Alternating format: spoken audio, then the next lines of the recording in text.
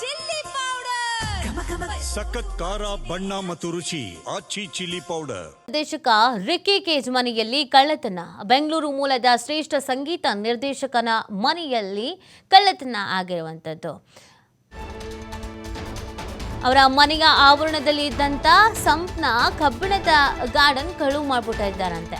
ಕಳ್ಳನ ಕೈಚಳಕದ ದೃಶ್ಯ ಸಿಸಿಟಿವಿಯಲ್ಲಿ ಸೆರೆ ಸಿಕ್ಕಿದೆ. ಬೆಂಗಳೂರಲ್ಲಿ ಇಂಥದ್ದು ಕದೀತಾರೆ, ಇಂಥದ್ದು ಕದಿಯಲ್ಲ ಅಂತ ಹೇಳಂಗೆ ಇಲ್ಲ, ಎಲ್ಲನೂ ಕದೀತಾರೆ.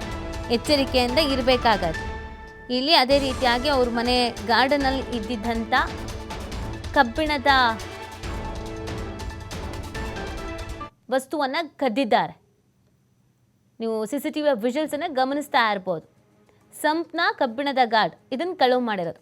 ಎಷ್ಟು ನೀಟಾಗಿ ಒಳಗಡೆ ಗೇಟ್ ತೆಗೆದು ಬರ್ತಾ ಇದ್ದಾನೆ ಅನ್ನೋದನ್ನು ನೀವು ನೋಡ್ತಾ ಇರ್ಬೋದು. ಏನು ಇವ್ರದ್ದೇ ಮನೆ ಇರಬೇಕು ಅನ್ನೋ ರೇಂಜಲ್ಲಿ ಬರ್ತಾ ಇರೋದು. ಮತ್ತು ನೀವು ಹೊರಗಡೆಯ ವಿಜುವಲ್ಸನ್ನು ನೋಡಿ, ಗಾಡಿ ಓಡಾಡ್ತಾನೇ ಇದೆ, ಜನ ಓಡಾಡ್ತಾನೆ ಇದ್ದಾರೆ. ಯಾರು ಇಲ್ಲದೆ ಇರೋ ಪ್ರದೇಶ ಅಂತ ಏನಲ್ಲ ಇದು.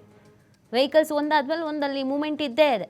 ಆದರೂ ನೋಡಿ ಇಷ್ಟು ರಾಜಾರೋಷವಾಗಿ ಒಳಗಡೆ ಬಂದು ಕದ್ದಿದ್ದಾರೆ ಅಂತ. ಏನೂ ಬಿಡಲ್ಲ ಬೆಂಗಳೂರಲ್ಲಿ. ಪಾಟ್ ಕದ್ದಿದ್ದಾಯಿತು, ಗಿಡ ಕದ್ದಿದ್ದಾಯಿತು, ಬಟ್ಟೆ ತೊಳೆದು ಒಣಗಿ ಹಾಕಿದ್ದ ಬಟ್ಟೆನೂ ಕದ್ದಿದ್ದಾಯಿತು.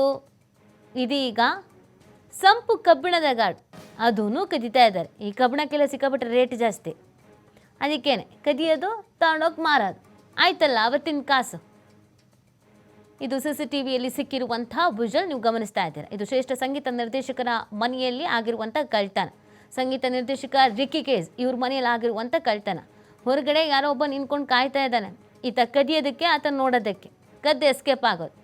ಈ ಘಟನೆ ನಡೀತಿದ್ದಂಥ ಸಂದರ್ಭದಲ್ಲಿ ಮನೇಲಿ ಯಾರು ಆಗಿಲ್ವಾ ಇದ್ರ ಬಗ್ಗೆನೂ ಕೂಡ ಮಾಹಿತಿ ಸಿಗಬೇಕಾಗಿದೆ. ಸೊ ಹಾಗಾಗಿ ಬಹಳ ಎಚ್ಚರಿಕೆಯನ್ನು ವಹಿಸಬೇಕು ಬೆಂಗಳೂರಿನಲ್ಲಿ.